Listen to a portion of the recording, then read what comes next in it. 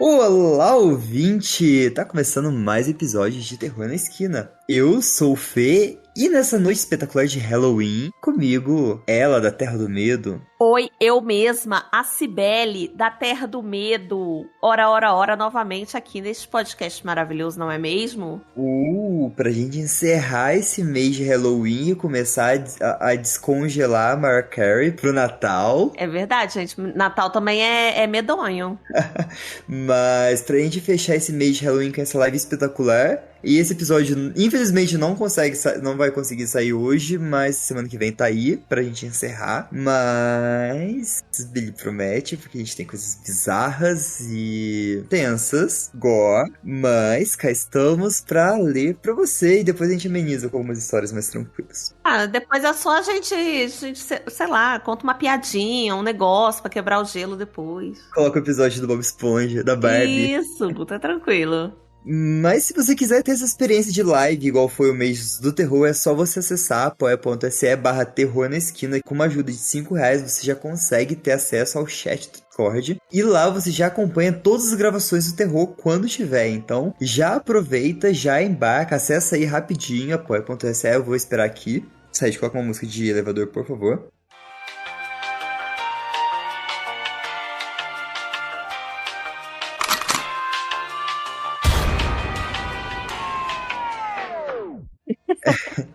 E agora que você já foi lá, fez a sua inscrição na seita, Se, faz seu jabá aí, passo pra você. Gente, Cibele na Terra do Medo, YouTube. Acabou Halloween, mas não acabou o terror, nem aqui, nem na Terra do Medo, tá? Então, vai lá dar uma olhadinha. Já tem 2 vídeos com o Fê no canal. Pra vocês que gostam muito do Fê, tem Fê lá também. Vai lá, Cibele na Terra do Medo no YouTube. Vão mesmo. E se você não tiver, não quero ir lá procurar, tá na descrição do episódio, é só você descer um pouquinho e clicar neste botão e acessar o YouTube, o canal da Cibele.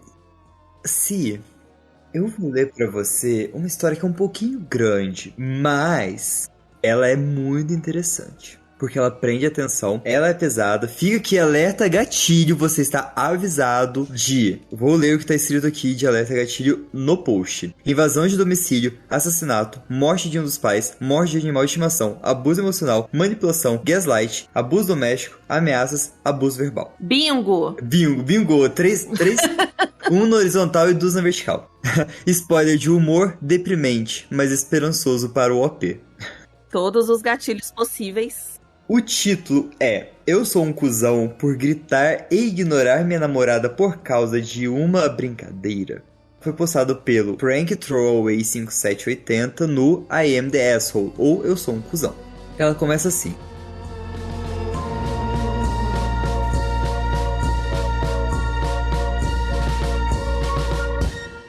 I'm not here.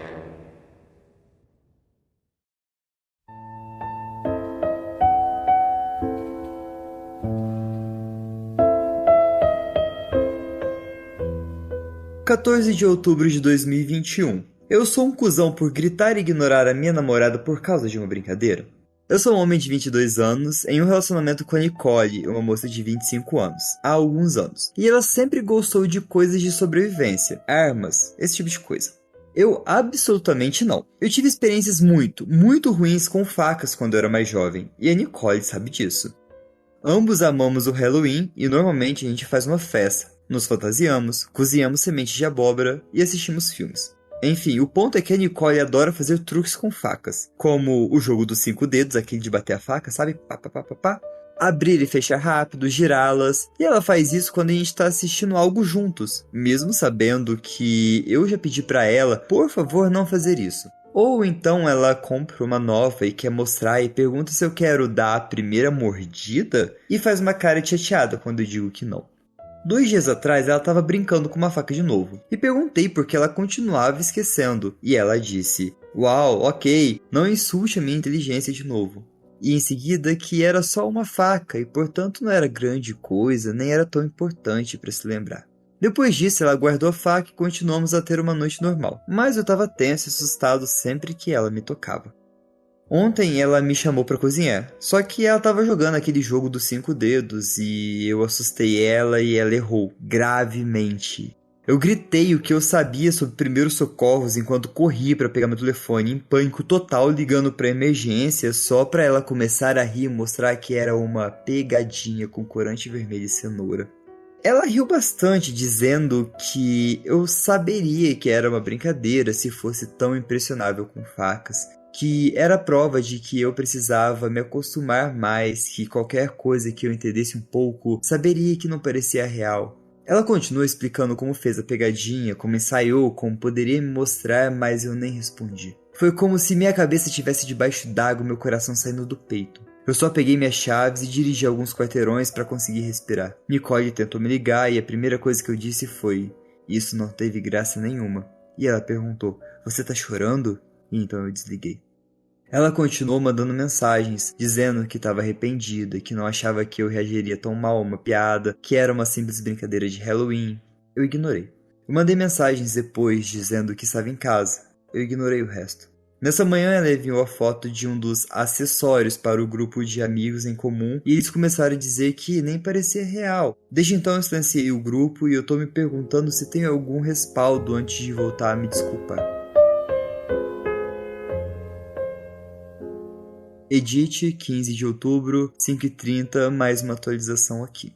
Foi incrível ver o quanto isso gerou reações. Eu tentei ler todos os comentários. Alguns me fizeram rir, outros me aqueceram o coração e outros tinham verdades duras que eu precisava ouvir, por mais que doessem.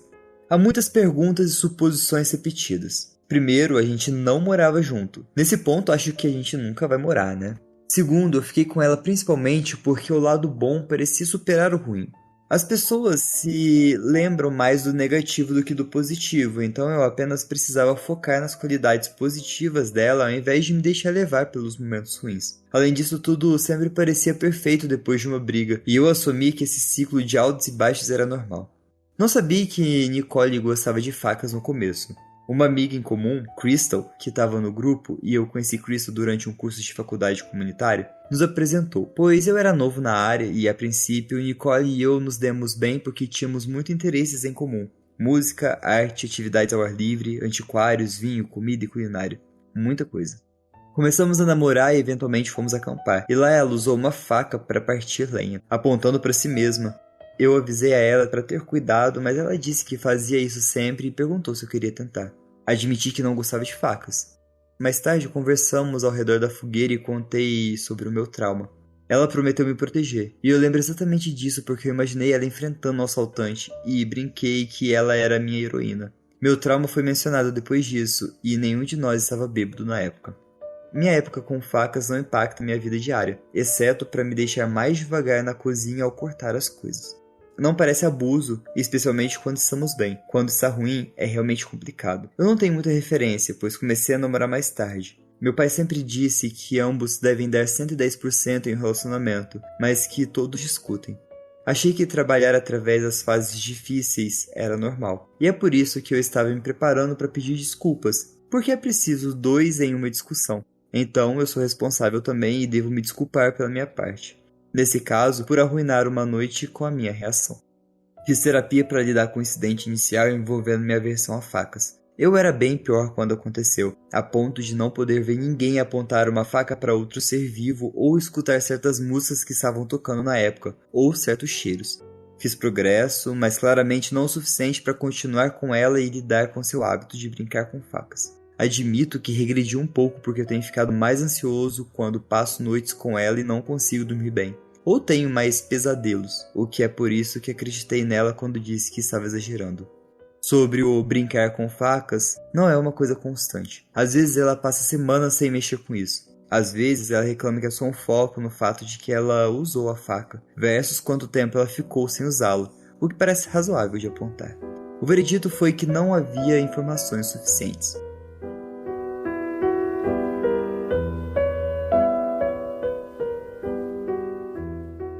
15 de outubro de 2021.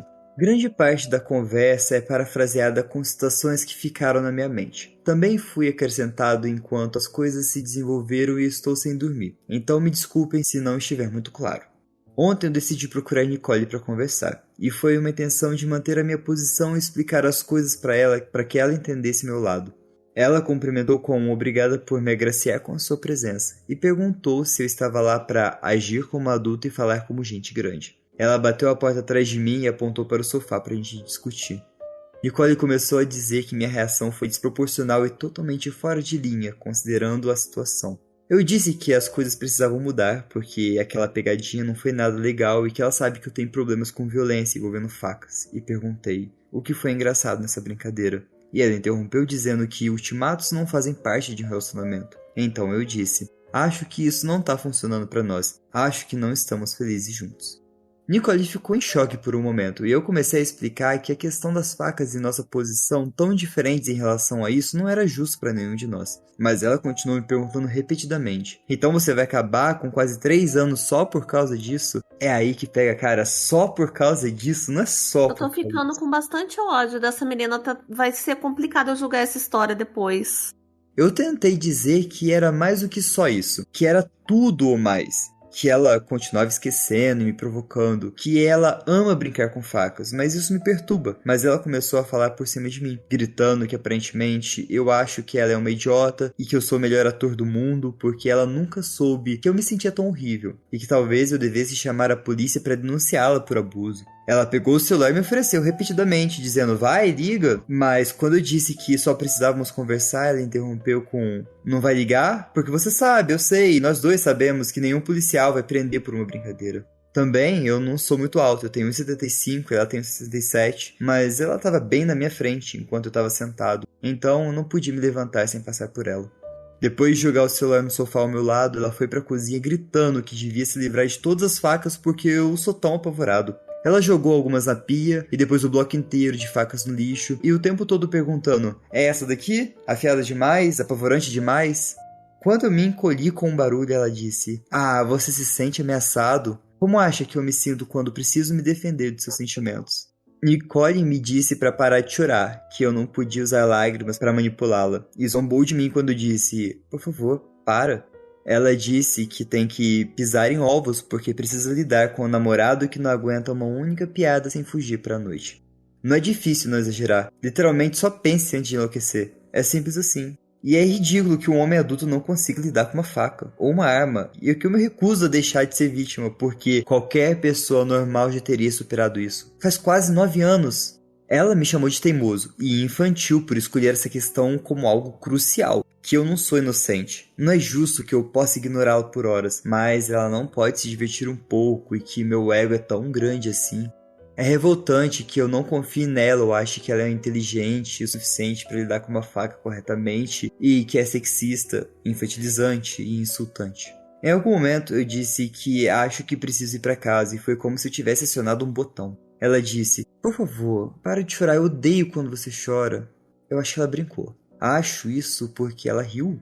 Eu acho que encontros em restaurantes de ribache são fora da lista, né? E eu acho que eu devo tirar as facas do lixo agora? Ela se desculpou e disse que, já que isso significa tanto pra mim, ela se esforçaria mais. Ela admitiu que eu sou muito sensível, que se ela parasse de fazer tudo que me deixa desconfortável, ela não conseguiria fazer nada.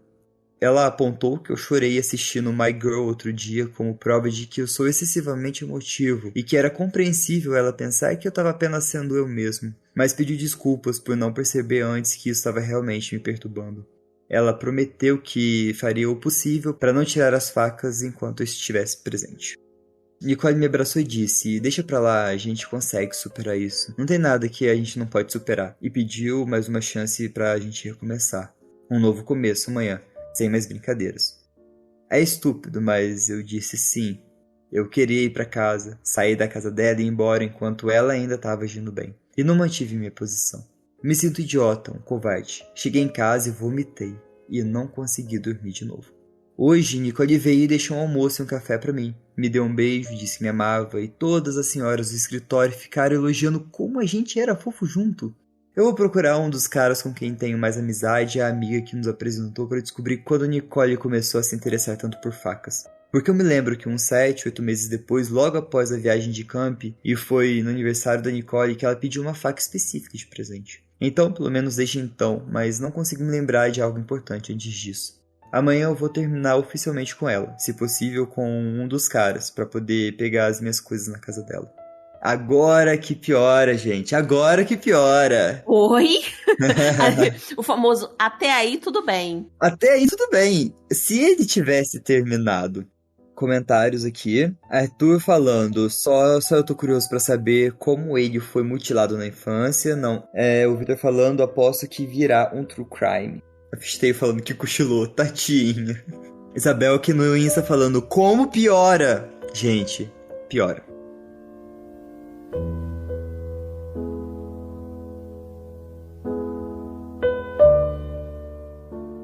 (16 de junho de 2024), 3 anos depois. Tem informações anteriores no meu perfil sobre uma postagem que eu fiz no I Am The Asshole há alguns anos. Eu vim pro Reddit sobre minha namorada e sua brincadeira com facas, e isso já faz um bom tempo desde então. E eu não sabia se poderia atualizar aqui ou ali ou em qualquer lugar. Voltemos mais de uma década para ter mais contexto. Quando eu era pré-adolescente, sofremos uma evasão domiciliar que resultou na morte da minha mãe e do meu cachorro. E isso me deixou com uma fobia vitalícia de facas e ansiedade em relação a sangue e invasões. Logo após a invasão, eu não consegui lidar com uma faca sendo apontada para outra criatura viva. Minha mente se prendeu a coisas estúpidas e as conectou aos eventos, transformando em gatilho. O perfume da minha mãe, o som de vidro se quebrando ou a porta batendo. Uma música que estava tocando na época. Até agora, eu ainda odeio a música, mas pelo menos ela não provoca mais um flashback. Sangue no carpete bege aparecia proeminentemente nos meus pesadelos. Eu trabalhei extensivamente com um terapeuta para processar o que aconteceu e o que eu ouvi. A recuperação levou anos de terapia, semanas de cuidados e internação, medicação para ajudar com pesadelos, transtorno pós-traumático, depressão e ansiedade. Vendemos a casa assim que pudemos, eu me mudei para outro estado assim que pude, continuei com a terapia, continuei tomando minhas medicações, minha aversão à faca se tornou algo menor em como impacta a minha vida. Eu tinha cuidado na cozinha e certamente não procurava competições de lançamento de facas, mas estava sob controle na minha vida cotidiana normal. Ajudou que tudo parecia estar se encaixando. Fiz novos amigos, equilibrava trabalho e escola e tinha acabado de conhecer a garota que se tornaria minha primeira namorada adulta de longo prazo. Agora eu sei que era apenas uma fase de lua de mel, mas parecia que estávamos progredindo bem, mesmo quando a paixão se dissipou. Estivemos juntos em altos e baixos e no terreno médio-medíocre, onde não há nada emocionante, apenas o mundano. Eu pensei que isso era um marcador de um relacionamento estável. Consegui ficar junto mesmo depois que a empolgação de um novo relacionamento tivesse desaparecido. Fizemos algumas viagens juntos, dirigindo através das fronteiras estaduais para conhecer a família dela, ou voando de volta para ver meu pai. Em uma das nossas viagens, a gente foi acampar e meu medo de facas foi mencionado. Isso levou a invasão a ser trazida à tona. Ela parecia se importar na época, até prometendo me proteger se algo acontecesse e oferecendo ajuda para instalar câmera no meu apartamento. Perdão, mas eu peguei porque ele comentou quando começou o interesse dela por facas. Você sacou? Não. Porque ele nunca tinha comentado com ela sobre o transtorno dele. E ela não tinha falado de faca. Aí, de repente, ele comenta da faca e de repente ela pede facas de presente. De repente era uma coisa importante pra ela. Tá, peguei. Não sei se isso sempre esteve lá ou se eu notei mais depois ou o quê, mas ela começou a se interessar mais visivelmente por facas, praticando truques na minha frente, mostrando vídeos pra mim, começando uma coleção. Até me pediu uma faca de presente de aniversário naquele ano, me mostrando exatamente qual ela queria.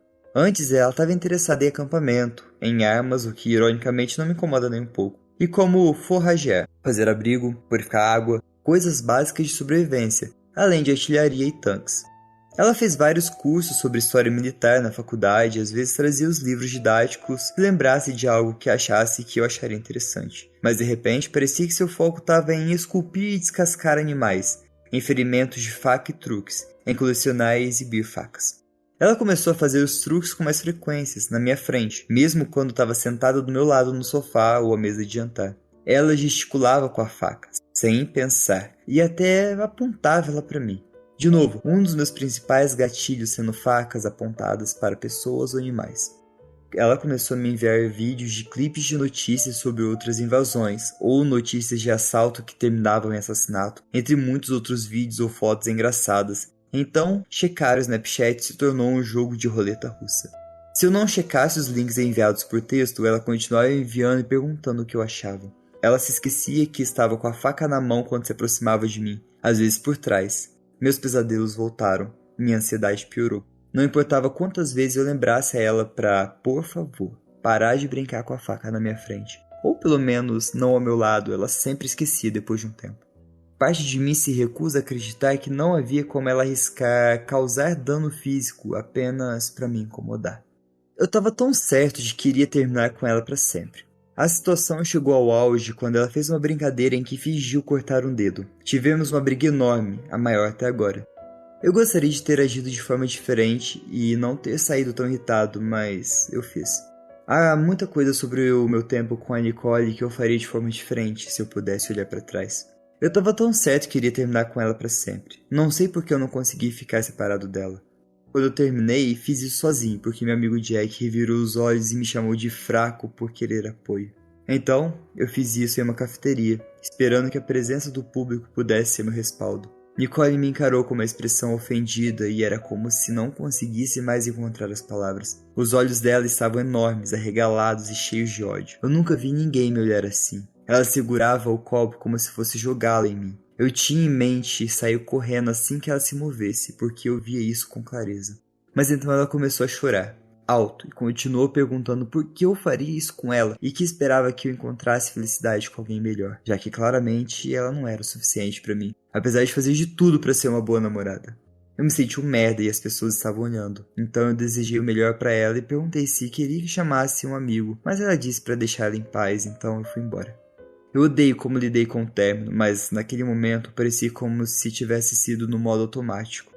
Logo, eu perdi o apoio dos nossos amigos em comum, que se tornaram meus únicos amigos durante meu relacionamento com a Nicole. O que eu entendo, pois eles a conheciam há muito mais tempo.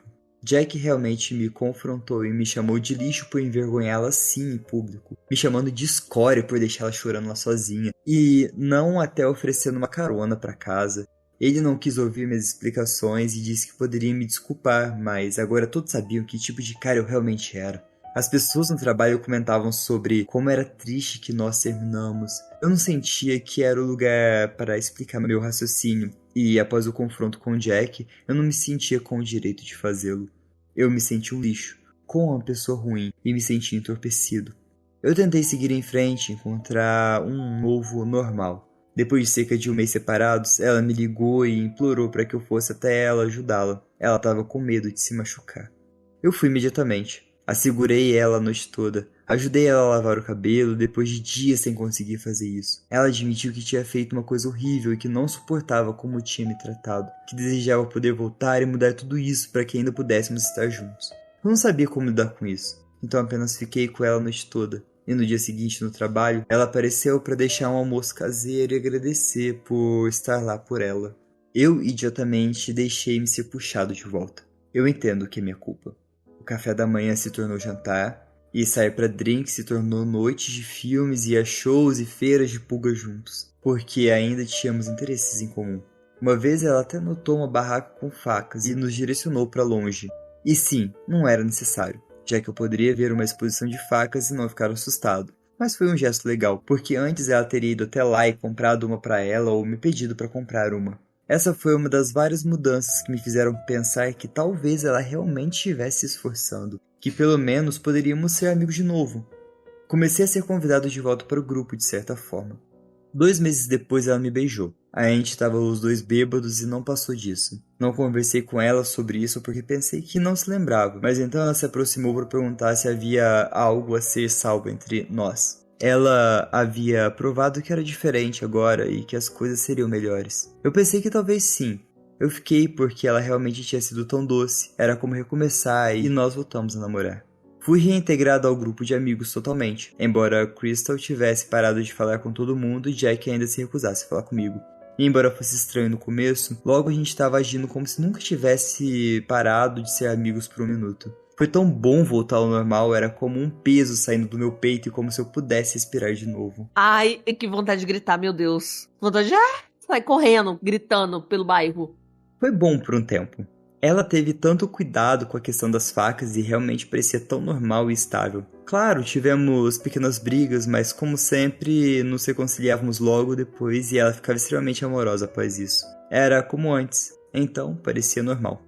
Não consigo apontar quando começou a voltar, mas talvez quando ela começou a assistir documentários no telefone com o som alto enquanto estava sentado ao meu lado, ou quando ela me cutucava ou segurava enquanto cortava o jantar e ria da minha reação ao susto. Ou ela revirava os olhos se eu chorasse assistindo algo ou lendo algo, e depois me dizia que era por carinho, não por exasperação, e que eu realmente precisava parar de interpretar tanto. Ou ela gritava comigo por eu ter esquecido algo que ela nunca me disse, e então, no dia seguinte, ficava frustrada por não ter insistido corretamente, que ela estava enganada.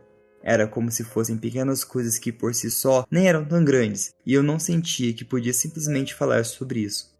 Ou então, parecia que estava sendo excessivamente exigente com ela. Em retrospectiva, eu tava dando desculpas e me apegando a quando ela era legal comigo, tentando fazer qualquer coisa para garantir que ficássemos felizes e sem problemas. Parte disso era que eu sabia agora que estaria sozinho, que ninguém entenderia por que eu jogaria fora um bom relacionamento, que estar com ela era a melhor coisa que poderia me acontecer.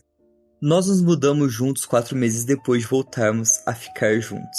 Ela estava insinuando que era a única maneira de provar a ela que eu havia perdoado e que dessa forma poderíamos seguir em frente e ser felizes. Ela insistiu que eu me mudasse para a casa dela porque era mais fácil mudar de um apartamento para uma casa do que o contrário. Parecia constantemente que ela estava balançando naquela noite em que estava suicida por minha causa, como se o movimento errado meu e talvez da próxima vez ela não pedisse ajuda. Quando brigávamos, ela andava pela casa sacudindo uma faca, indo do quarto para a sala de estar e para o escritório, ou dizia que cada discussão era realmente devido ao fato de eu estar guardando rancor pela brincadeira e que não estaríamos discutindo se eu simplesmente crescesse e parasse de descontar meu trauma nela. Ela me dizia para não irritá-la porque seria muito mais fácil para ela cometer um erro e ninguém pensaria 2 vezes sobre o que aconteceu. Algumas vezes ela ficou furiosa e virou a mesa e jogou copos na pia e na máquina de lavar louça e disse que tínhamos terminado para sempre. Só para no dia seguinte explodir o meu telefone implorando para a gente conversar sobre isso ou ter suas amigas me encorajando a engolir meu orgulho e voltar para ela porque ela tá infeliz sem mim. E ela tá se esforçando tanto, ou ela simplesmente me acordava com um beijo depois de me fazer dormir no sofá, como se a noite anterior nunca tivesse acontecido. Se eu perguntasse sobre a noite anterior, a briga começaria de novo. Mas dessa vez seria minha culpa porque ela estava tentando seguir em frente, mas eu estava guardando rancor. Os quase 10 meses seguintes foram o período mais assustador e cheio de ansiedade da minha vida. E eu só tinha a mim mesmo para culpar. Voltando no trabalho, eu vomitei mais qualquer vez que eu já vomitei, só porque eu não queria voltar para ela. Me senti preso. Ela jogou fora o cobertor que minha mãe tinha tricotado pro meu berço porque estava sujo. Não estava sujo, era um cobertor de tricô que tinha sido consertado repetidamente e lavado à mão com frequência. Então ela acidentalmente colocou na máquina de lavar e destruiu. Então comprou um cobertor completamente diferente como substituto e ficou brava quando eu não considerei o assunto resolvido. Ela pregou outra peça, dessa vez com um teste de gravidez falso positivo, e me repreendeu por não ficar muito feliz porque eu imediatamente comecei a entrar em pânico sobre custo, como criar uma criança e nossa disfunção e lidar com todo o estresse, ao invés de ficar animado. Sinto que ela queria que eu fosse feliz para que ela pudesse destruir a minha alegria, e por isso ficou brava por não corresponder às suas expectativas. Naquela noite, ela me ameaçou com uma faca, apontando para mim e dizendo que ela deveria me cortar ali mesmo, já que eu não queria ter filhos com ela, e então me segurou enquanto eu soluçava porque eu entrei em pânico. Eu não queria que ela me tocasse, mas não sabia mais o que fazer além de deixá-la e me desculpar com ela. Outra vez ela colocou a faca na própria garganta durante uma briga e disse que eu claramente queria que ela se matasse, e não parou até que eu gritasse com ela implorando para que ela parasse. Às vezes, ao dirigir, ela começava a acelerar e desviar ou fechava os olhos enquanto estava na rodovia e dizia que meu medo significava que eu não confiava nela. Nicole só piorava a cada dia. Eu me lembro de acordar uma manhã com um momento de clareza. Eu sabia que ela acabaria me matando. Eu estava dormindo ao lado da minha assassina. Ainda não era o suficiente para me afastar. Escapar da órbita dela parecia demais, mais do que eu poderia suportar. Tudo que eu tinha em mim estava focado em apenas sobreviver dia a dia. Eu nunca sabia se ela terminaria comigo por capricho ou começaria uma briga, ou estaria constantemente me empurrando para mais perto de um ataque de pânico a noite toda, ou se ela iria pirar e ser tão doce e atenciosa. Eu sentia como se cada dia fosse uma roleta russa hora a hora. Cada palavra que eu dizia ou ação que eu fazia ou deixava de fazer era uma chance de começar uma briga furiosa. Ela jogou fora meus antidepressivos e ansiolíticos uma noite, e então, durante a discussão resultante, ela fez um grande show de me perdoar por levantar a minha voz. Eu não deveria ter feito isso, eu não tenho desculpa. Então ela me ajudou a pedir um refil de emergência, por semanas depois, porque eu disse que queria terminar durante a discussão. Ela perguntava se eu ia tentar fugir, toda vez que algo dava errado. Pedido de comida para viagem errado, derramei um copo de água, o serviço de streaming não tá funcionando imediatamente. Ah, não fica nervoso e sai correndo. E eu tenho que me preocupar com você me deixando por causa desse erro também? Eventualmente isso diminuiu, mas talvez uma vez por mês, durante uma briga, ela ia chorando até nossos amigos e pedindo para eles mediarem. Então, durante as reuniões, ela dizia que ficava ameaçando deixá-la por um novo nada. E como ela estava com medo de me perder quando ela não sabia o que me fez perder. Mais de algumas vezes ela me mostrou mensagens deles onde seus amigos estavam dizendo como ela merecia algo melhor e não precisava me aturar. Mas ela dizia, eu não os escuto porque eu te amo de qualquer maneira. Ela me dava uns tapas e me empurrava durante as discussões. Eu nunca conseguia fazer nada direito, porque até mesmo fazer o que ela queria sem discutir ou não olhar nos olhos dela podia ser o suficiente para fazê-la perder o controle. Às vezes, como uma brincadeira em geral, um dos nossos amigos pegava um pequeno pacote de lenços de papel e me entregava, caso eu acabasse. Ou fazia uma encenação de esconder a faca de manteiga no jantar sob o guardanapo. Era humilhante, mas se eu falasse, de repente eu ficava hipersensível. Uma vergonha, nada divertido, e eu tinha que aprender a lidar com amizades e piadas adultas, e eles perguntavam como ela conseguia suportar isso. Como resultado, eu também não passava muito tempo com eles. Normalmente Nicole saía com eles e eu ficava em casa, o que foi o momento mais relaxante que eu já senti naquela época, exceto quando ela começou a chegar em casa aleatoriamente, sem nenhum aviso ou cronograma. Como dizer que chegaria em casa às 6, mas não voltaria até meio-dia, ou de madrugada. Ou dizer que sairia até às 10 e voltaria cedo. Ou ligando aleatoriamente para o telefone de casa para ter certeza de que eu estava em casa e ficava brava se ela sequer achava que eu parecia sem fôlego, me acusando de ter ido embora. Ela começou a insinuar que o casamento seria o próximo passo lógico, e eu estava insultando por não ter feito o pedido ainda. Então ela comprou um anel de noivado com meu cartão de crédito e começou a se exibir para todos os amigos o quão perfeita era a minha escolha. Eu não queria me casar com ela. Eu me sentia mal por não querer casar com ela. Eu queria que fôssemos felizes. E talvez dar a ela o casamento que ela queria ajudaria. Eu não queria me casar com ela. Em todos esses meses, nunca fui dormir me sentindo seguro. Fiquei acordado na cama, hiperconsciente do quão perto ela estava. E tentando repassar na minha cabeça se eu tinha me comportado bem o suficiente para mantê-la feliz e o que eu poderia fazer para evitar outra explosão. Em retrospecto, é repugnante o tempo que deixei isso continuar. No momento era tudo o que eu conseguia pensar em fazer. Muitas vezes eu acordava com pesadelos que a irritavam e a deixavam de mau humor no dia seguinte, mas se eu sugerisse dormir separadamente, ela ficava furiosa sobre como eu estava a chamando de namorada e noiva de merda. Comecei a manter um caderno no trabalho e apenas anotar as coisas que ela tinha feito ou dito, incidentes e o que eu tinha feito para deixá-la irritada. Isso me ajudou a me sentir mais são e talvez mais como um idiota de merda, porque eu podia ler as vezes em que ela realmente me machucou e eu ainda não tinha ido embora. Toda vez que eu pensava em ir embora, eu me sentia mal por dentro. Eu perderia todo o contato social que eu tinha. Eu teria que encontrar um novo lugar para morar. Teria que proibi-las de entrar no meu local de trabalho, mas eles não podem fazer nada sem uma ordem de restrição, e isso por si só parecia um obstáculo também.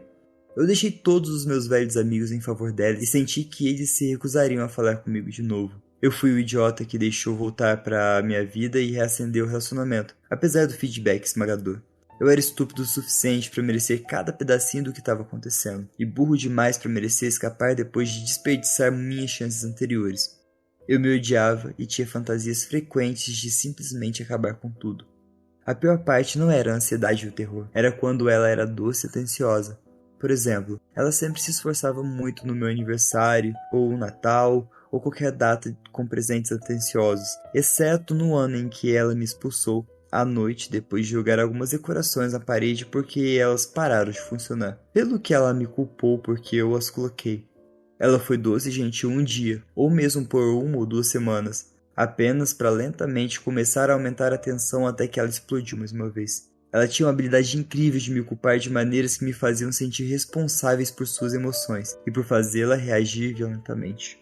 Quando fomos visitar meu pai na Páscoa, as coisas começaram a mudar. Papai estava preocupado com o quão quieto eu tinha ficado e eu não tinha vindo por dia de ação de graças ou Natal, ou até mesmo ligado como costumava fazer, que parecia cansado, infeliz, magro.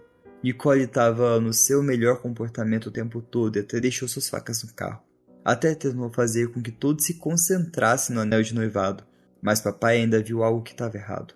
Por 3 semanas depois, ele continuou tentando entrar em contato comigo, mas ela não me deixava falar sem ela na sala, e ela verificava meu telefone sempre que me deixava sozinho, e verificava os registros online para ver se eu tinha apagado alguma chamada. Eventualmente, consegui um telefone descartável e escondi ele no trabalho, o que me permitiu falar com meu pai livremente. Ele voou com meu tio e eles me ajudaram a pegar as minhas coisas na casa dela. Quando Nicole começou a soluçar e implorar para eu ficar, o meu tio a manteve longe das facas da cozinha e deixou seu telefone pronto para ligar para o 911 se ela tentasse se machucar ou nos machucar. Quando Nicole começou a insistir que eu estava lá levando as coisas dela também, embora eu estivesse levando apenas coisas que eu trouxe comigo ou comprei para mim, eu simplesmente deixei para lá. Ela conseguia ficar com alguns itens sentimentais meus e a perda ainda dói, mas o mais importante eu consegui levar, como conseguir tirar todos os meus documentos e cartões da casa dela. Eu nem me incomodei com o anel, era apenas dinheiro, e ela já estava se comportando mal. O tio dirigiu meu carro para casa enquanto o papai me levou de avião com ele. Eu tenho vergonha de admitir que os meses imediatamente após o término foram quase piores do que com o tempo que passei com ela, porque eu estava fora do modo de sobrevivência e não conseguia me forçar a funcionar do jeito que eu costumava. Eu me sentia como um parasita do meu pai, incapaz de me recompor, desmoronando por nada, sendo tão volátil que me assustava. Eu tô em terapia de novo. Às vezes me sinto melhor, como se pudesse ver um caminho a seguir, mas então sinto que eu estou de volta ao centro da questão e nunca mais voltarei ao normal. Eu tô permanentemente quebrado.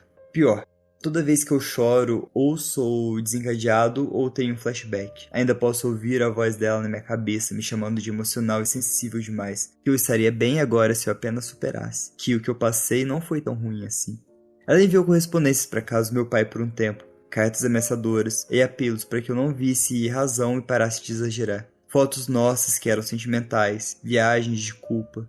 No começo, eu não consegui uma ordem de restrição imediata contra ela porque eu me mudei. Algo sobre as jurisdições e tribunais, mas quando ela enviou essas cartas, ajudou pelo menos a garantir que ela não pudesse continuar a entrar em contato comigo. Eu encontrei um laptop antigo há um tempo e ele tinha a senha pré-preenchida. Não saía da minha cabeça, especialmente quando lia o que as pessoas estavam dizendo. Agora mesmo eu tô apenas divagando para colocar a minha cabeça no lugar. Pra ser honesto, mas minhas mensagens diretas estavam cheias de pessoas dizendo como o sexo deve ser incrível, como os caras ficam estúpidos quando querem enfiar um pau em uma coisa, que eu não tenho bolas ou espinha dorsal claramente e que eu só preciso ser homem. Basicamente, tudo que eu disse a mim mesmo pra me lembrar do que eu fiz pra merecer ficar preso a ela. Não sei se consigo reunir coragem para responder a eles, mas eu realmente só quero amarrar essas pontas soltas na minha vida para que eu possa parar de reparar nisso mentalmente e finalmente seguir em frente. Eu também posso dar ao meu terapeuta o caderno que guardei do abuso de Nicole, mas eu não queria nem procurar. Ainda tem uma caixa de merda que eu não abri porque tudo isso mexeu muito com a minha cabeça. O que eu queria saber no começo de toda essa merda era que qualquer quantidade de desconforto genuíno não é um preço aceitável em um relacionamento. E você tem permissão para parar de dar mais chances a eles, mesmo que elas estejam tentando e pareçam arrependidas. Você não é obrigado a ajudar as pessoas a mudar, mesmo que você as ame, mesmo que elas se saiam um pouco melhor.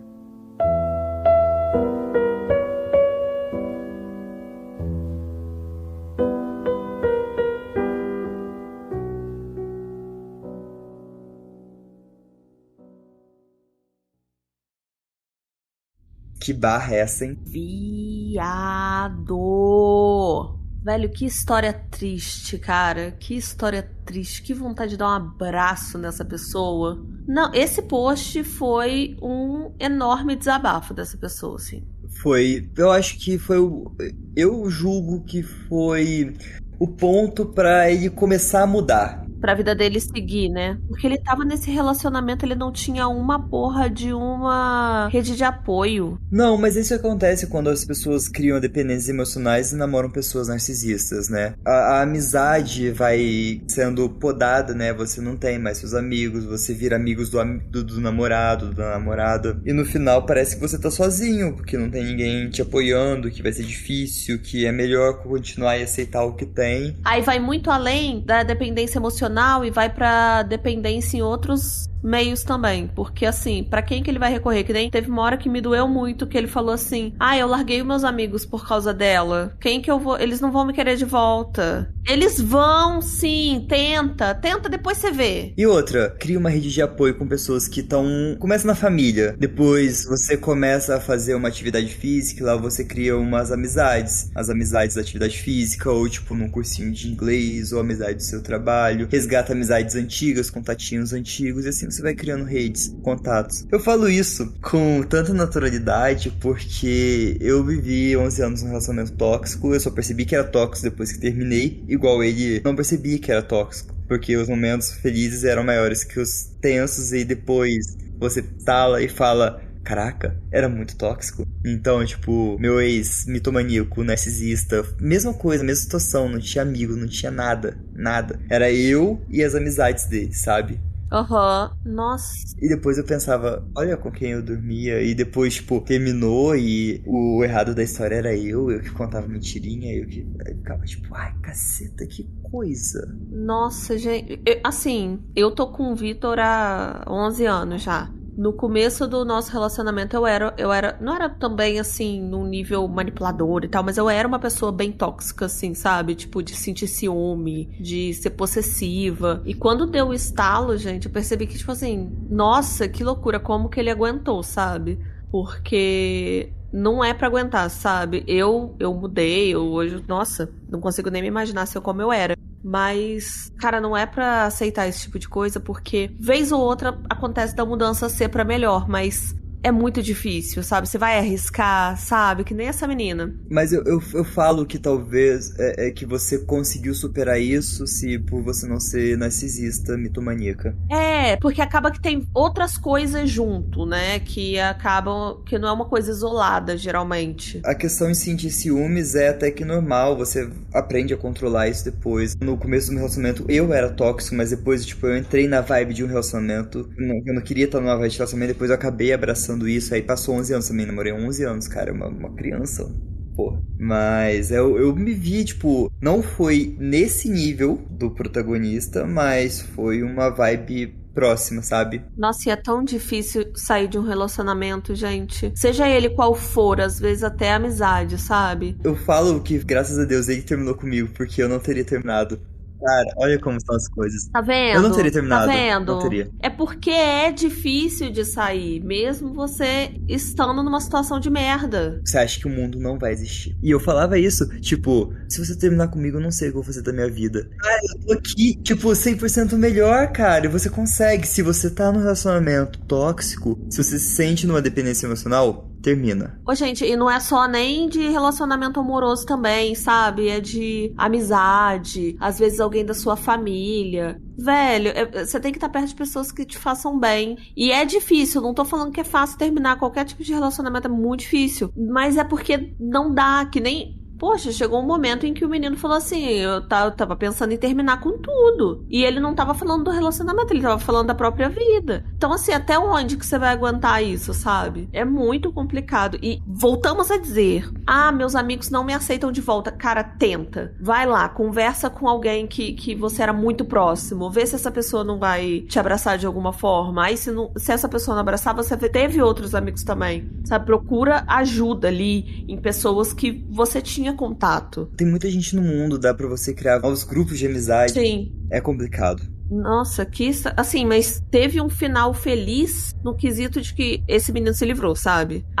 Tá sofrendo ainda e tal, mas acabou. Mas se não tivesse passado a passo na casa do pai, não teria terminado desse jeito. Não tinha mesmo. É porque às vezes faz falta alguém de fora também chegar e falar, sabe?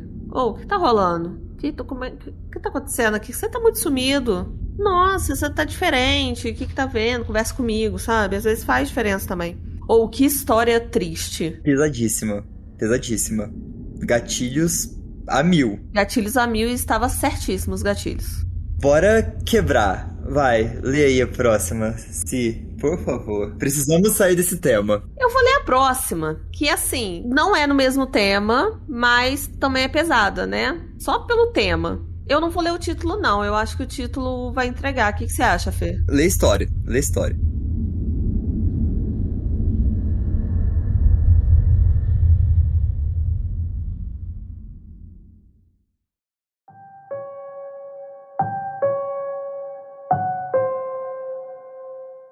Bill Ayotte era um senhor de voz suave e tranquila, conhecido por seu gosto por quebra-cabeças e por andar em sua bicicleta de 3 rodas pelos arredores da sua cidade, Churchill, uma pequena comunidade no extremo do norte de Manitoba. Nada em sua aparência delicada indicava que, nas primeiras horas da madrugada de novembro de 2013, ele se tornaria um herói improvável. Porém, naquele dia, logo após o Halloween, Ayotte colocou a própria vida em risco para salvar uma estranha de um ataque de um urso polar, sofrendo graves ferimentos. Ayotte, com 69 anos na época, estava em casa logo ao amanhecer, assistindo televisão, quando ouviu gritos horríveis vindo da rua. Ao abrir a porta, ele viu uma cena aterrorizante. Do outro lado da rua, um urso polar segurava uma mulher pela cabeça, balançando-a no ar como uma boneca de pano. Era uma mulher de 30 anos, chamada Erin Green.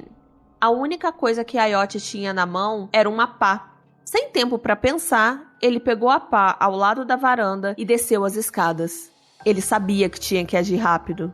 Enquanto Erin perdia muito sangue, ela achava que estava vivendo seus últimos momentos. "Eu aceitei que era assim que eu iria morrer", disse ela mais tarde. Green acreditava que o urso teria terminado o ataque se o Ayotte não tivesse aparecido.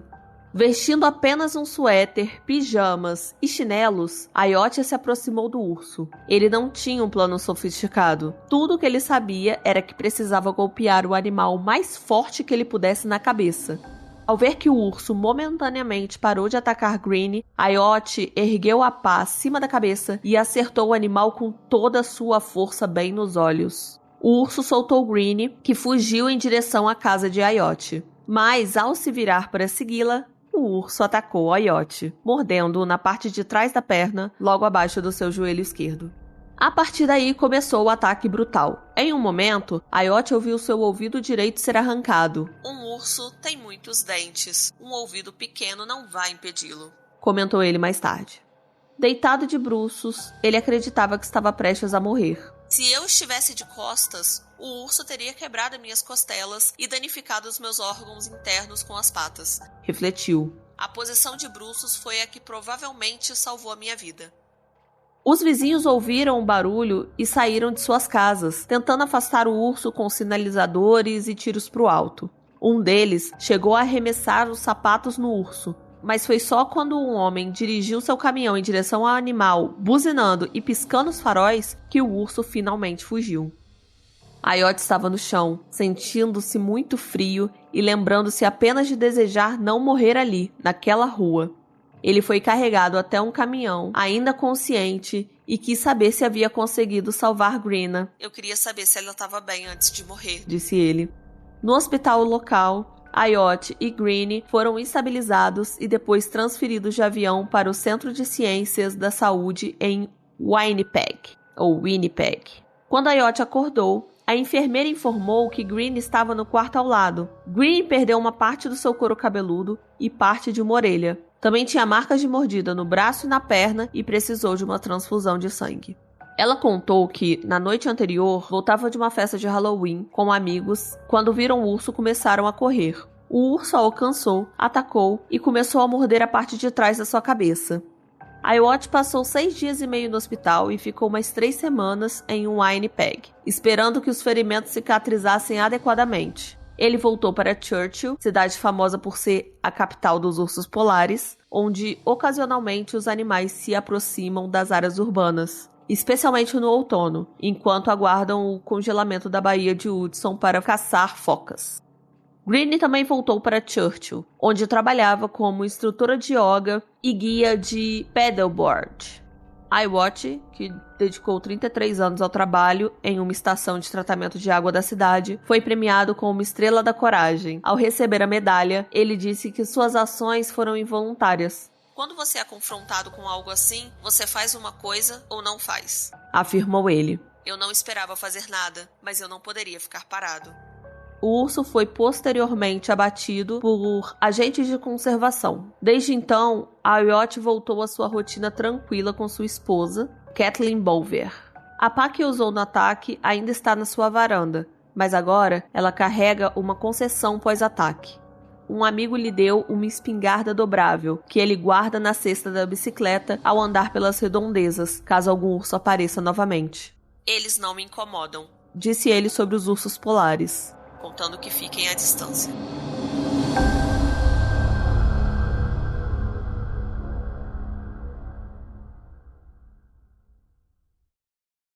Véi.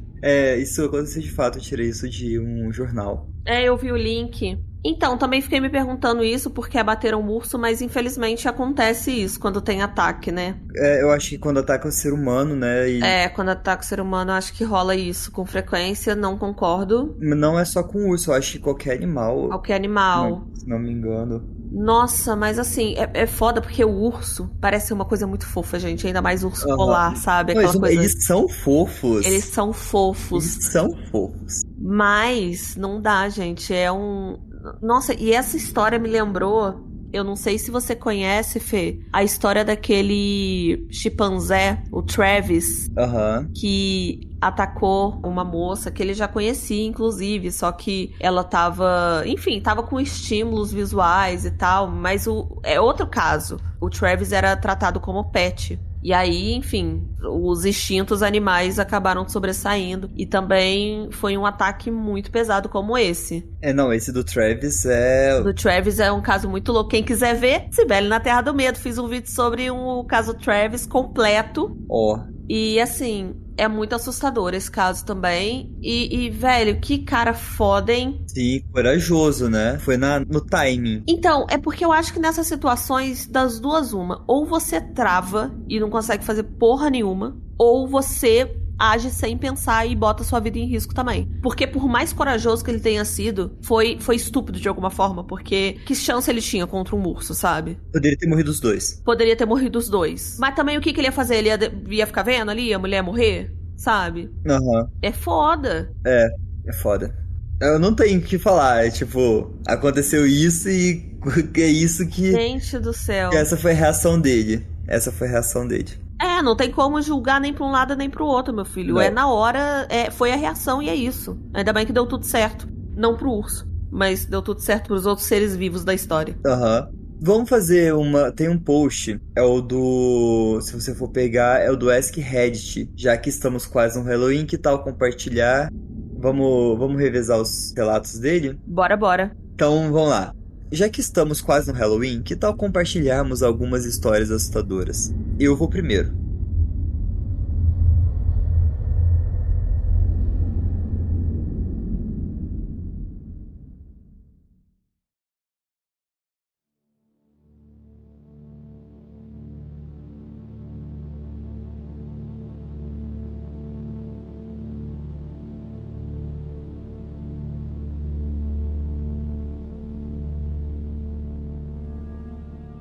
Quando eu tinha 13 anos, meus pais convidaram nossos antigos vizinhos do prédio onde morávamos, até eu completar 5 anos, para virem em casa. Enfim, eu já tinha ido pra cama, mas consegui ouvir todos conversando sobre várias coisas até que a vizinha disse: "Ei, mãe do Diggs, você se lembra quando o Diggs reclamava quando tinha alguém no quarto dele? Pois uma família acabou de se mudar para o andar de cima e tem um filho de 3 anos, que tá reclamando exatamente da mesma coisa que o Diggs reclamava."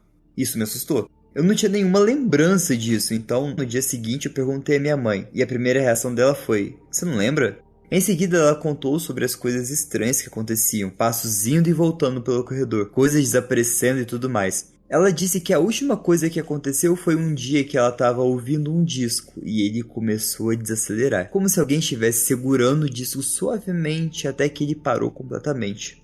Minha mãe disse que perdeu a paciência e começou a gritar: "Você pode deixar a gente em paz, porra?" Assim que ela disse isso, o disco voltou a tocar normalmente e nunca mais passamos por nada parecido. Eu nunca experimentei nada assim desde então. E hoje eu sou bem cético com essas histórias, mas acredito na minha mãe. A coisa mais estranha é como eu descobri sobre isso, por outra pessoa passando pela mesma situação 10 anos depois. Então, Reddit, o Halloween tá chegando. Agora é a sua chance de compartilhar algo assustador.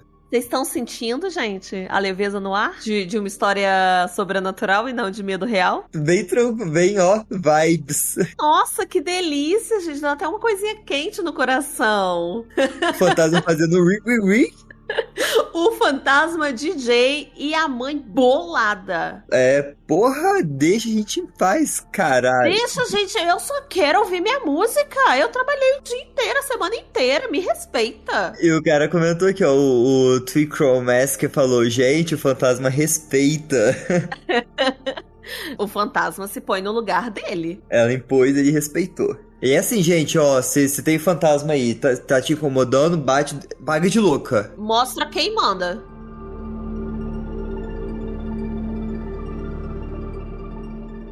Ok, isso é 100% verdade, embora a maioria das pessoas para quem eu conto essa história na vida real não acreditem em mim. Quando eu era bem pequeno, os meus pais deixavam eu ficar acordado até tarde no fim de semana para eu assistir TV até eu adormecer. Eu adorava esses momentos e ficava acordado até mais tarde do que qualquer um, só porque eu podia. Uma noite, eu estava quase dormindo no sofá quando eu ouvi um barulho na nossa varanda. Era o som do nosso balanço antigo se movendo para frente e para trás. Fiquei um pouco assustado, então me arrastei em direção às janelas da sala de estar e espiei para a varanda. Sentada no balanço da nossa varanda, havia uma mulher mais velha, provavelmente nos seus 50 anos, vestindo apenas uma camisola coberta de sangue e segurando uma enorme faca de cozinha. Entrei em pânico imediatamente e corri gritando para o quarto dos meus pais, mas eu estava apavorado demais para formar qualquer palavra. Meus pais viram que eu estava muito assustado, mas quando finalmente eu consegui contar o que eu vi, o meu pai ficou muito bravo e disse que era apenas um sonho e que era para eu voltar para a cama. Eu me recusei e continuei chorando e gritando até ele perder a paciência, pegar no meu braço e me arrastar até a porta da frente para provar que eu não tinha visto nada lá. Eu chutava, gritava, tentando fazer ele parar, mas ele continuava me puxando. Finalmente chegamos à porta. Ele destrancou, abriu e disse: "Você não viu nada?" Até hoje, nunca vi no rosto do meu pai a expressão de medo e choque que ele fez quando aquela mulher se virou, nos encarou e se levantou lentamente com a faca na mão. Meu pai bateu a porta e pediu para minha mãe ligar para a polícia e foi pegar sua arma. Ele voltou para a porta com uma espingarda e entreabriu só o suficiente para colocar o cano para fora. Ele perguntou o que ela estava fazendo e ela respondeu: "Alguém matou meu marido, mas não fui eu." O meu pai disse a ela que a polícia estava a caminho e ela surtou, pegou a faca e foi embora.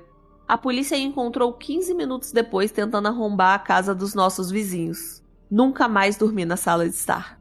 Edith. Eu tinha esquecido que, depois que ela foi embora, o meu pai ligou para avisar o meu tio maluco que morava ao lado sobre o que estava acontecendo. Aparentemente, ele já estava esperando na varanda dele com a espingarda quando ela passou. Ele apontou para ela e disse: "Segue o caminho, vadia." Atualização. Acabei de falar com a minha mãe e ela disse que eles nunca souberam a história completa. Mas aparentemente, a mulher era instável e estava sem a medicação. Ela e o marido haviam brigado e ela tentou atacá-lo com a faca, mas não o machucou gravemente. Quando ele conseguiu tirar ela de casa, ela se cortou com a faca, tentando ou cometer suicídio ou fazer parecer que o marido tinha machucado. A polícia nunca falou conosco sobre o caso, então isso foi o que ouvimos dos vizinhos da mulher. É a Nicole.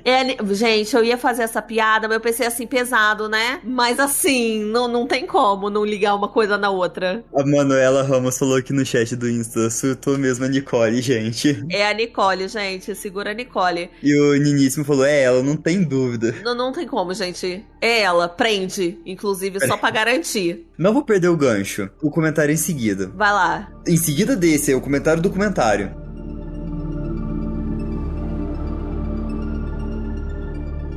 Algo semelhante aconteceu com um amigo meu. Era por volta de 1 da manhã e ele ouviu um barulho do lado de fora da porta de entrada. A frente da casa dele é muito escura, então ele olhou pelo olho mágico em vez de abrir a porta. Ele não conseguia ver nada, mas tinha a impressão de que algo estava bem abaixo do olho mágico. Decidiu abrir a porta devagar e assim que ele fez, uma senhora mais velha, com o rosto coberto de sangue e vestindo apenas uma camiseta, sem roupa íntima ou calça, tentou entrar correndo na casa dele. Ele bateu a porta na hora e ligou para a polícia.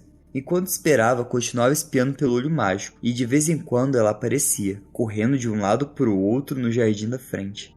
Eu não estava lá, mas imagino com aquele alienígena na festa de aniversário do filme Sinais. Finalmente, a polícia apareceu, deteve a mulher e esclareceu a situação. E descobriram que a mulher era vizinha dele e estava completamente bêbada. Ela tinha bebido muito e se trancou para fora de casa, e então tentou voltar quebrando a janela com o rosto e as mãos. Observação, desde então a vizinha não chama mais a polícia quando meu amigo faz festas. Ai, gente, uma que o Brasil foi referenciado de forma completamente indireta neste caso. Olha, aí reúne todos os elementos de terror e humor que pode me dar gatilho, que um que é velho, pelado e ensanguentado de madrugada, correndo de um lado pro outro.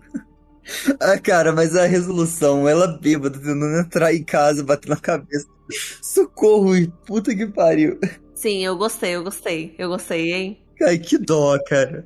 Cara, mas imagina, de madrugada... Não, a explicação é cômica, mas a tensão dele de madrugada, vendo isso... Gente, ela tentou quebrar o vidro com a cara. Aham. Meu Deus.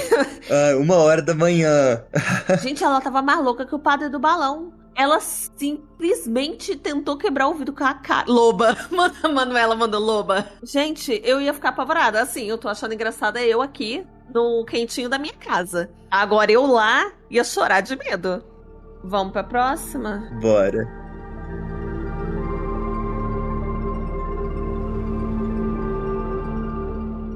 Minha universidade era cortada por um grande lago, com uma ponte que o atravessava e um quiosque em uma ilha bem no meio.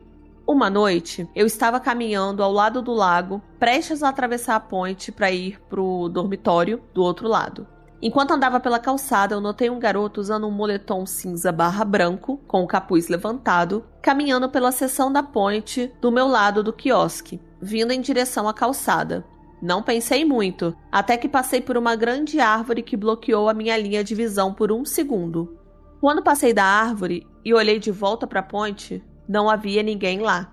Não havia como ele ter saído da ponte. Ele teria que passar bem por mim. E se tivesse dado meia volta no breve momento em que eu não pude vê-lo, não teria tempo suficiente para voltar para a ilha.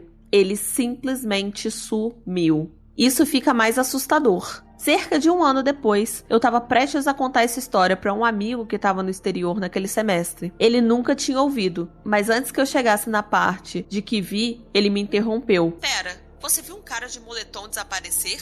Ele tinha visto algo muito parecido no primeiro ano. Muito bizarro. A partir daí, eu odiava atravessar aquela ponte sozinho.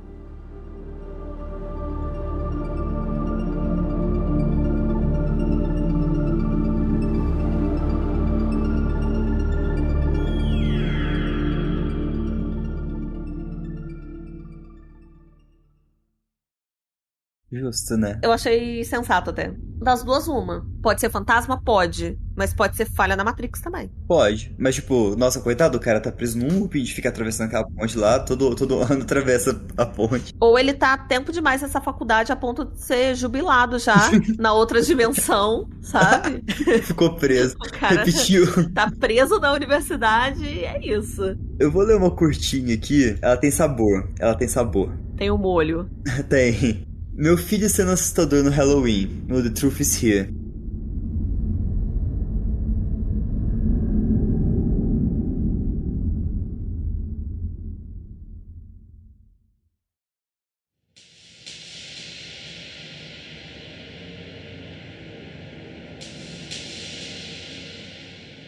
Então, ontem à noite eu tava levando meu filho de 5 anos pro evento de Trunk or Treat. Aí tem o Trick or Treat, que é bater de casa em casa. O Trunk or Treat é todo mundo para no estacionamento com o carro fantasiado também, e todo mundo se pega doces lá. Que legal. Legal, né? Isso em uma igreja. Não há muito o que fazer nessa cidade. A gente tava discutindo sobre música. Mamãe, os assassinos são reais? Ele me perguntou do nada. Sim, querido. Às vezes as pessoas matam outras pessoas. Eu vou ser assassinado? Ele perguntou tristemente. Não, querido. Meu trabalho te mantém seguro. Achei que isso encerraria o assunto, mas não. Mas e se você levar um tiro na barriga? Ele perguntou especificamente. A barriga da mamãe é bem grande, eu teria que ir pro hospital, mas provavelmente ficaria bem. Mas e se você fosse atingida por uma arma que na verdade é um canhão e queima sua barriga? Aí provavelmente você não ficaria bem. Ah, a gente não tem essas coisas por aqui. Achei que isso encerraria a conversa. Mamãe, tem assassinos no deserto? Ele perguntou em seguida. Sim, tem assassinos no deserto. Ah. E ele ficou quieto. Da última vez que eu fui assassinado, eu tava nas montanhas, bem acima do deserto. Eu tinha uma arma, que na verdade era um canhão, mas ela quebrou e desmontou. Só desmontou, e eu não consegui consertar. Foi aí que eu fui assassinado. Seria triste se isso acontecesse de novo. Daí eu coloquei o desenho favorito dele e ele ficou bem quieto pelo resto do trajeto. A gente mora no sul profundo dos Estados Unidos, e ele nunca esteve no deserto.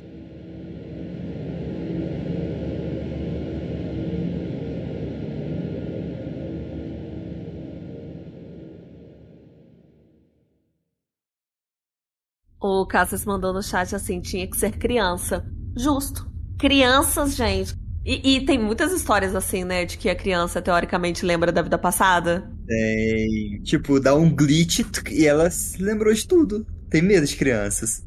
Não, criança dá medo, gente. Criança dá medo. Eu adoro crianças, amo crianças. São maravilhosas. Mas eu tenho medo. A Miss falou, crianças me assustam. Ai, gente, porque crianças são fofas, mas assustam. Aí falando, o Masker falando, gente, ele contou só metade dessa história. Quem matou, por que matou, como matou? Sim. Que é a história completa, a fofoca inteira. Aqui, você volta aqui e conta quem te matou, como é que foi a situação completa, o que você fez. Fofoca contado pela metade mata fofoqueiro. Nossa, e daqui a um tempo essa criança vai esquecer da vida passada, então tem que contar logo.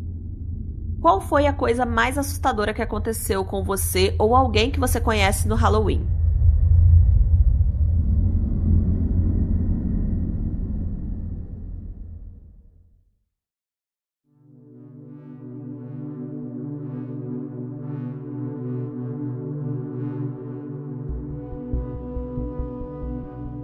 Quando eu tinha 5 anos, os meus pais compraram um pedaço de terra do nosso vizinho, cuja casa e quintal ficavam atrás da nossa, basicamente deixando o nosso quintal bem maior. Parte desse terreno incluía um antigo quiosque de pedra que datava cerca de 1850. E isso foi por volta de 2000, então ele tinha cerca de 150 anos na época. Nosso vizinho não tinha muita informação sobre o quiosque. Ele era mais antigo que a casa dela e a nossa, que foram construídas nos anos de 1950 e 1930, respectivamente. Na verdade, era mais antiga do que o bairro inteiro. As casas mais antigas eram geralmente dos anos de 1910, 1920. E antes disso, a área tinha sido usada como um local de teste militar para o gás mostarda e outras coisas durante a Primeira Guerra Mundial. Era realmente estranho que esse quiosque grande, cerca de 40 metros quadrados, tivesse sido construído basicamente no meio do nada naquela época e ainda resistido ao desenvolvimento da área ao redor. De qualquer forma, assim que meus pais compraram o terreno, comecei a ter pesadelos horríveis todas as noites. Nos pesadelos, eu ficava em pé no quintal à noite, olhando para o quiosque escuro. Conseguia ver quase indistintamente vários rostos de dor na escuridão, como se pessoas estivessem sentadas no chão do quiosque, gritando e chorando. Às vezes, a lareira lá dentro estava acesa e eu via alguém pulando para dentro dela. Isso assustou muito a minha mãe, especialmente porque ela tinha certeza de que eu era sensível para esse tipo de coisa. Minha mãe é uma profissional de escritório bem séria e sem histórico espiritual, mas ela ainda pensa isso de mim até hoje, embora eu discorde risos. Os pesadelos eram vívidos e só de lembrar deles já me sinto um pouco enjoado. Tudo isso dito, você perguntou especificamente sobre o Halloween, e é aqui que as coisas ficam estranhas. O famoso até aí tudo bem, gente. Meus pais começaram a construir uma piscina no quintal e decidiram trocar o piso e reforçar a estrutura do quiosque. Sem brincadeira, no próprio dia de Halloween, os trabalhadores que estavam mexendo no quintal estavam escavando atrás do quiosque e sob o piso de pedras. Eles encontraram ossos humanos e algumas pedras grandes com nomes gravados nelas. Não conseguimos encontrar nenhum registro com os nomes das pedras. As pessoas que desenterraram os ossos ficaram, compreensivelmente, assustadas. A polícia veio e basicamente disse: estranho. Nada mais foi feito sobre isso, mas os pesadelos eventualmente pararam.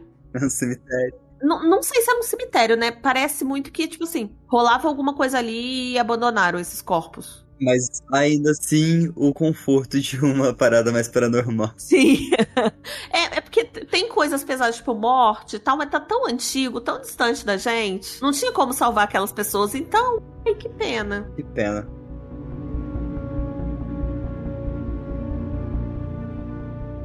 Eu morava na última rua antes de chegar a uma área não desenvolvida. Um tipo de terra selvagem. Não tinha árvores, só arbustos, mas às vezes apareciam alguns animais selvagens por lá.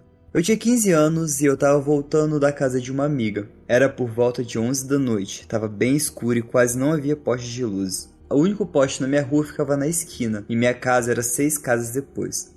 Havia uma pequena entrada na esquina que levava à área selvagem, quase como um antigo acampamento, formando um T com a rua. Eu precisava passar por essa esquina iluminada para chegar em casa.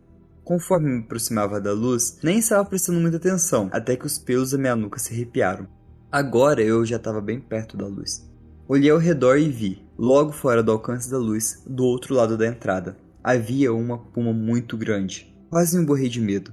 Eu estava perto demais para recuar. Os olhos dela estavam fixos em mim, então eu sabia que ela tinha me visto. E o único caminho seguro era pela luz. Eu precisaria contornar a luz do meu lado, torcendo para que ela ficasse na entrada do lado dela. Continuei andando devagar e deliberadamente, sem tirar os olhos dela. Enquanto eu andava em direção a ela, ela não se movia, apenas me observava. Quando passei o ponto onde já não conseguia vê-la, continuei andando para frente, mas me virei devagar e comecei a andar de costas. Enquanto recuava, ela deu um passo à frente, com os olhos fixos em mim, como se fosse me perseguir. Droga, não tinha como correr mais rápido que ela. Continuei dando passos lentos para trás, e ela ficou parada, mas só por um tempo. A cada 5 ou 6 passos meus, ela dava um para frente. Eu sabia que ela estava se preparando para pular.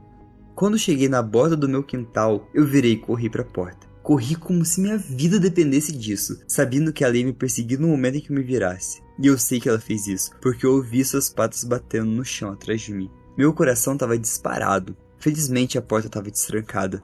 Entrei e bati com força. Encostada na porta, respirava fundo e ofegante, e olhei para a sala de estar. Meus pais e meu irmão mais velho estavam me encarando. Pedi que olhassem para fora. Eles olharam, e ela estava no nosso quintal, nos espreitando. Todos observamos a segurança da janela. Ela era uma criatura muito bonita, mas nunca mais quero ficar tão perto de uma no meio da natureza. Já tive outros 2 encontros com pumas, mas esse foi o mais próximo e assustador. Também foi o único que eu estava sozinha. Consegui sentir o desespero. Top 10 momentos em que eu ficaria com o piripaque do Chaves. E aqui na minha cidade, Juiz de Fora, um tempinho atrás, teve uma onça que ficou perambulando pela área ali do Jardim Botânico aqui da cidade. E aqui no meu bairro já apareceu um felino selvagem no meio da rua. X, não lembro qual que era, eu sei que teve a onça no Jardim Botânico e esse felino aqui nas ruas mais pra cima. Mas assim, desesperador. Correu o risco de encontrar um bicho selvagem desse enquanto você tá andando pela rua, sabe? Aham. Nossa, é desesperador mesmo. O problema é que quando vem pro lado mais urbano, que muitas pessoas matam ao invés de chamar as autoridades. Aí, tipo, aqui no Rio Verde, que é perto de Varginha, tem uma sucuri imensa que mora lá. E vez ou outra ela aparece num bairro que é muito próximo ao Rio Verde. Aí eu fico com dó, porque, tipo, vai que ela aparece e as pessoas vão lá e matam ela. Tipo, ela tá lá, vivendo a vida dela, curtindo o passeinho dela. Nossa, é bem capaz disso acontecer, né? Eu fico com muita dó quando matam os bichinhos. Eu sempre tô pra ela nunca aparecer. E não é nem pela segurança das pessoas, é pela segurança dela. Pela segurança dela. O Máscara falou, gente, vocês já ouviram o rugido de um puma? Cara, eu sei que o do Leão da Montanha parece uma pessoa gritando. Uma pessoa gritando. E o Grande Said já colocou pra ouvir em um outro episódio. Sim, sim. Puma, não sei se... É porque tem uns bichos que tem milhões de nomes, né? Eu não sei se é o caso do puma. Então, do puma eu não sei. Eu sei que os gritos dos felinos são loucos. Principalmente os maiores. São loucos e assustadores.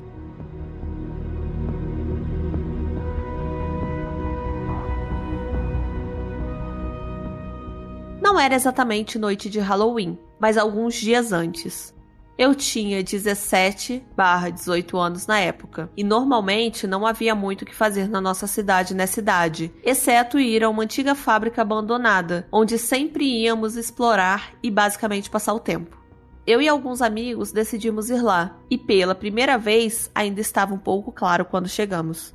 Fizemos o de sempre. Atravessamos a rua, entramos pelos arbustos e seguimos direto para o primeiro prédio. Mas nesse dia, o lugar cheirava a morte, e todos comentamos sobre isso, continuando a agir como um bando de caras, escalando coisas, quebrando garrafas e fazendo barulhos. De repente, começamos a ouvir barulhos altos e gemidos. Então ficamos em silêncio e começamos a escutar. Fomos em direção ao som e, virando uma esquina, encontramos um homem sem teto no chão, com bastante perda de sangue nas pernas. Tentamos ajudar imediatamente e ele continuava perguntando se aquilo tinha ido embora ou se aquilo ainda estava por perto. Chamamos o 911 imediatamente e eu tirei meu cinto para improvisar um torniquete. Suas pernas pareciam que tinham passado por um moedor de carne. É a melhor forma que eu posso descrever. Imaginamos que o resgate teria bastante dificuldade para chegar onde a gente estava, então decidimos levantar o cara e carregá-los até a estrada. No meio do pânico e do esforço de carregar esse homem grande, eu olhei para trás e, um pouco para a direita, vi a maior criatura peluda e negra parada em uma porta, de pé sobre duas pernas. O sol estava batendo de um jeito que dava para ver o sangue do homem no rosto e no peito da criatura. Não temos ursos onde moro, e a única forma que posso descrever é que parecia o pé grande. Não acredito que um pé grande possa viver nos subúrbios de uma cidade grande. Nunca soubemos o que aconteceu com aquele homem. A polícia nunca disse nada, nunca nos fez perguntas, nada.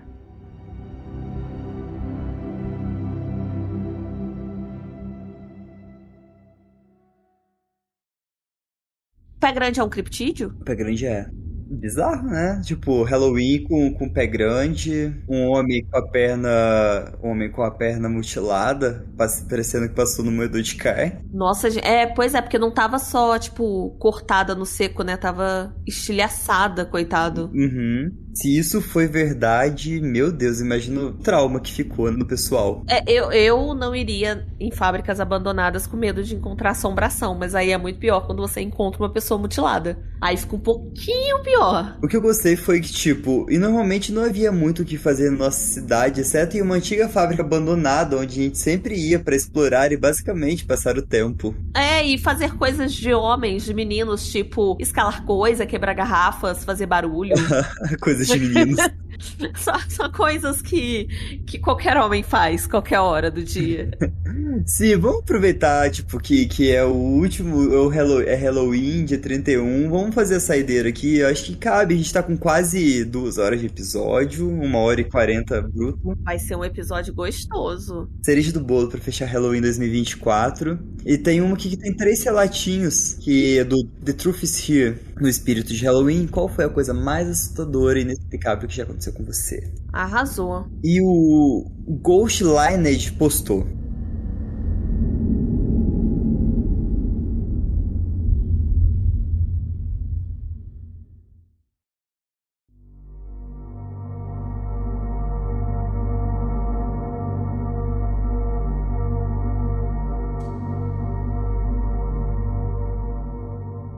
há alguns anos, eu tava à noite com meu ex-noivo.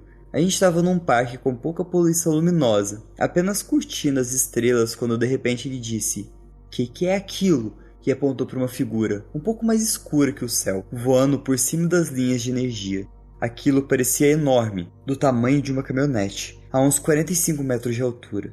Parecia ter penas e se movia de forma completamente silenciosa. Passou atrás de um poste de energia e não apareceu do outro lado. Nunca mais vimos aquilo. OVNIs definitivamente existem, porque aquilo estava voando e eu não tinha ideia do que poderia ser. Mothman. Amigo, você descreveu um OVNI mesmo, né? Eu julgo que era o Homem-Mariposa, o Mothman. Eu pensei nisso. Mas, porra, ele tá grande, né? Cresceu o bichinho. Não fala o tamanho. Do tamanho de um ônibus, não fala não? Eu tô doida? Ah, sim, peraí. Do tamanho de uma caminhonete. Do tamanho de uma caminhonete. Do tamanho de uma caminhonete. Deu uma espichada, o menino. O menino mariposa. Menino mariposa. Cresceu. E é ele que, quando aparece, é desgraça, né? Coisa ruim acontecendo. É dedo no cu e gritaria, né? Então. Inclusive, gosto bastante. Pena que não tem muito mais o que falar dele. Nossa, pedem muito pra eu trazer o Homem-Mariposa no canal. Eu tenho que tomar vergonha na cara e trazer. Leva, é interessantíssimo. Interessantíssimo. Vou te chamar pra lá quando eu for fazer, que você entende de... É criptídeo? Aquelas, né? Não. Não, é o quê? Eu achei que era uma folha, uma mariposa. Acabei de segurar uma mariposa aqui. Ai, que bizarro. Nossa, eu pensei que você tava me mostrando. Eu já ia falar assim, não tem nada aí, é fantasma. É mariposa fantasma. Não, é que tava aqui na minha cama, né? Você tem uma folha na minha cama. Na hora que eu peguei, era uma mariposa. Nossa, a sua casa tem uma fauna bem diversa. Eu moro perto de um cafezal, cara. Nossa, ai que agonia. O que você ia falar? Você tá falando alguma coisa, eu surtei pegando a mariposa. Ah, tá, eu perguntei se é um criptídeo. Não, ele não é criptídeo porque ele mexe com a questão paranormal. Aí ele não entra. Entendi, ele é só uma... É um ser sobrenatural, então? É um ser sobrenatural, uma entidade, uma lenda. Não entra como.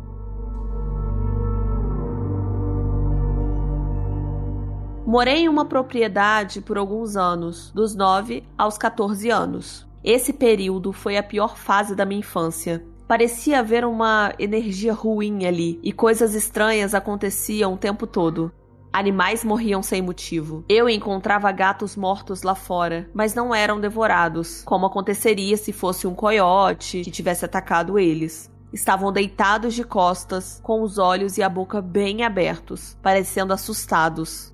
Mas essa não foi a minha experiência inexplicável. Eu sempre via, no canto do olho, o que eu achava que parecia contornos de pessoas. Era assim que descrevia na minha mente. Nunca falei sobre isso porque realmente me assustava. Quando criança, eu tinha um medo estranho do conceito de espíritos e achava que essas coisas eram espíritos. Eu lembro de ver essas coisas e quando eu olhava para elas, pareciam correr ou se mover rapidamente para longe.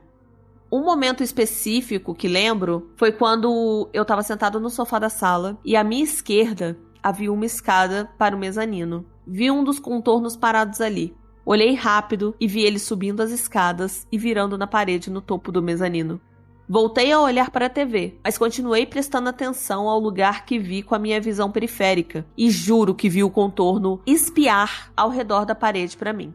À medida que eu fui crescendo, eu comecei a racionalizar as minhas lembranças, lembrando que talvez eu estivesse passando por um colapso mental leve, já que eu estava muito estressado, pois meu pai tinha morrido antes de nos mudarmos para lá. Foi uma grande mudança na minha vida, mas depois que eu me mudei, toda a estranheza parou.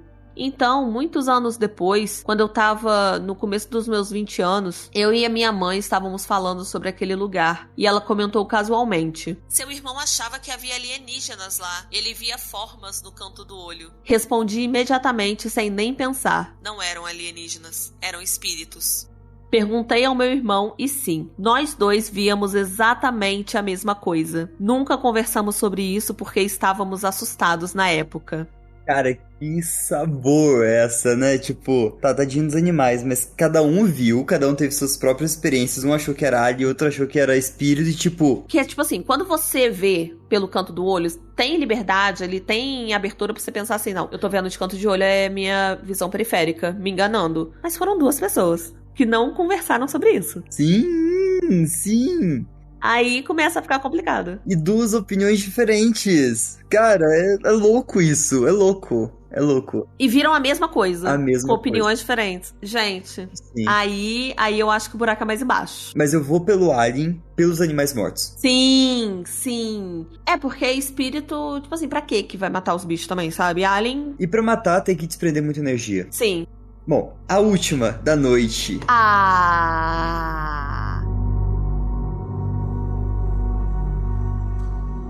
Eu tinha uns 7 ou 8 anos, e minha mãe tinha acabado de me colocar na cama. Adormeci, mas acordei um tempo depois com a voz dela dizendo: "Hora de dormir, quer que eu te cubra?" Achei estranho, já que ela tinha me colocado na cama. Acho que não respondi, pois eu estava sonolento. Mas então algo me deu um tapa bem forte no rosto. Acordei, olhei ao redor, mas não tinha nada ali. Estranho. Aquilo me assustou bastante. Então me escondi debaixo das cobertas e tentei voltar a dormir. Eu estava tremendo e com aquela sensação de que alguém estava no quarto, bem perto de mim, mesmo sem ver nada. Depois de um minuto, levei outro tapa. Mais umas 2 ou 3 vezes. Isso foi ainda mais estranho, já que eu estava debaixo do cobertor. Então, o que poderia estar me batendo? E por que a voz parecia ser da minha mãe? Dá pra imaginar o quão apavorado eu estava? Fiquei deitado ali, morrendo de medo por o que pareceu 1 hora, sem eu conseguir dormir, até que finalmente criei coragem para ir até o quarto da minha mãe e ver se a voz que eu ouvi era realmente dela. Ela estava dormindo, e quando eu acordei e contei o que aconteceu, ela não fazia ideia do que estava falando. Ela não tinha ido ao meu quarto, estava dormindo o tempo todo. Não sei se foi algo paranormal ou não, talvez tenha sido paralisia do sono ou alguma coisa do tipo. Eu definitivamente passava por isso quando era criança, mas eu lembro que me senti bem acordado depois de levar um tapa na cara, então eu não tenho certeza. Se tivesse sido só o primeiro tapa que me acordou assustado, eu diria que foi só um sonho, mas os tapas repetidos depois que eu acordei me deixaram com dúvidas. A lembrança desse evento sempre ficou comigo, bem vívida, e os detalhes nunca mudaram. Pessoalmente, não acho que foi paralisia do sono, pois sei como isso é, mas realmente não faço ideia se foi algo paranormal. Já ouvi histórias semelhantes e as pessoas logo atribuem experiências assim a demônios, mas eu não acredito nisso. Na verdade, nem sei se acredito em fantasmas, só sei que essa experiência me assustou muito e eu não tenho uma explicação convincente para ela. Várias outras coisas estranhas aconteceram naquela casa, mas essa foi de longe a mais extrema.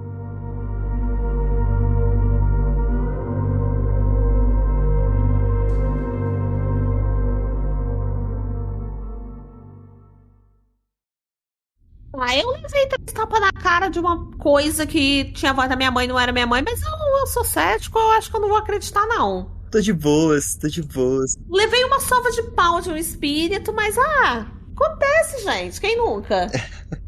É, quem nunca? O Máscara falando aqui que Nicole virou meme na comunidade e também comentou: gente, nem mais nos tapas na cara nós podemos ter certeza. Não, não dá.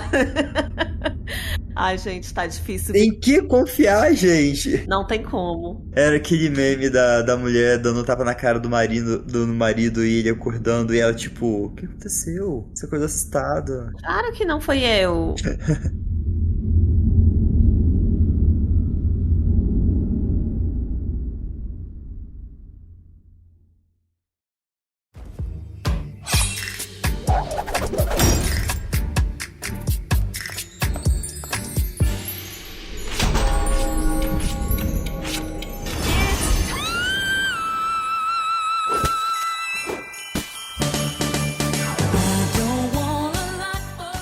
Sibeli, o que tu achou desse episódio? Nossa, eu amei esse episódio, com todo respeito. Assim, a Nicole me deu muita raiva, mas que bom que essa história foi lá no começo, porque, tipo assim, ela é uma história densa, longa, que deu raiva, só que ela não estragou a vibe do episódio, sabe? Eu gostei muito desse episódio. Eu gosto de histórias pesadas, porque a gente fica pensando, nossa, como é que as coisas acontecem, sabe? E veio sobrenatural aí, né?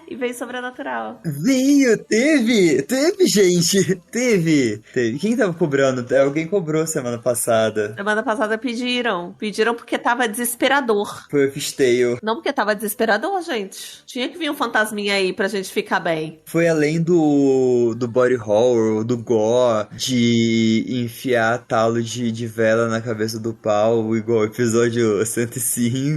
Mas eu tenho meu carinho pelo episódio 105 ainda, tá? Você vai me desculpar. Com certeza, o episódio 105 é o maior episódio desse podcast, graças a Marina. Sim, Marina, maravilhosa. Mas vai além disso, porque foi um puta terror psicológico. Nossa, você descreveu bem o episódio de hoje. Até as histórias sobrenaturais foram bem terror psicológico. Mas a gente passou por várias camadas de medo aqui. Sim, foi muito bom, eu adorei. Foi muito bom, muito obrigado. E a honra de ter você aqui pra compartilhar esse episódio comigo, que fez com certeza ele ser, tipo, muito mais especial do que ele seria se eu estivesse gravando sozinho. Você quer me fazer chorar? Ei! Ah, é uma lágrima aí no seu rosto que eu estou... Ai, mas eu tô muito feliz de ter participado desse episódio, porque eu gostei muito dele, de verdade. Ah, obrigado, obrigado. Abrindo mais uma vez um espaço pra você fazer o seu jabá. Cibele na Terra do Medo. Estamos gravando esse episódio no Halloween. Acabou de sair um vídeo no meu canal, eu esculpindo uma melancia de Halloween. Abóbora, não. Melancia, gente. Porque estamos no Brasil, tá calor, melancia é muito mais refrescante. Então eu esculpi uma melancia, vão lá ver. E eu contei 2 creepypastas, mas eu contei 2 creepypastas que vocês já conhecem, porque o Fê já contou pra vocês. Ah, achei conceito, achei tropical. Tropical achou? Achei tropical. Então ótimo. Então, descongele a Mariah Carey, porque agora rumo ao Natal, que acabou o Halloween, gente.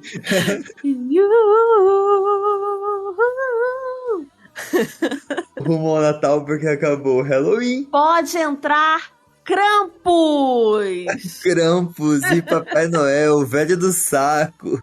É isso, pessoal. Meu muito obrigado e cuidado nas esquinas. Tchau. Tchau.